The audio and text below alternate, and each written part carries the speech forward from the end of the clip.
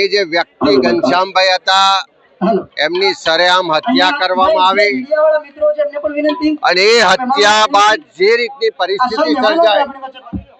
કે પોલીસ સાથે સંઘર્ષના નામે લગભગ 90 જેટલા કોળી સમાજના આગેવાનો કાર્યકરો પર એફઆઈઆર કરવામાં આવે છે। એમાંથી 50% જેટલા લોકો તો જે તે સમયે સ્થળ પર હાજર જ નહોતા,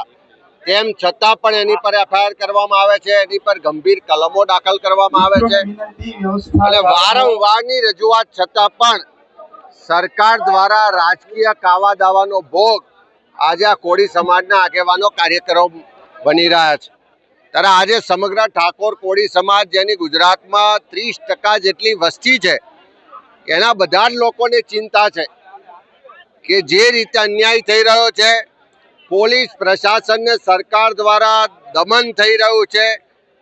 જે રીતે લોકોને હેરાન પરેશાન કરવામાં આવી રહ્યા છે અને એનું કોઈ સાંભળતું નથી। ત્યારે આજે બધા બિન રાજકીય રીતે ભેગા થયા છે અને બધાની એક જ માગણી છે કે રાજ્ય સરકાર જો પાટીદાર સમાજના આંદોલન વખતના 98% કેસ પાછા ખેંચવાનો નિર્ણય લઈ શકતી હોય તો ગુજરાતમાં જેટલા ઠાકોર સમાજના હોય, કોળી સમાજના હોય,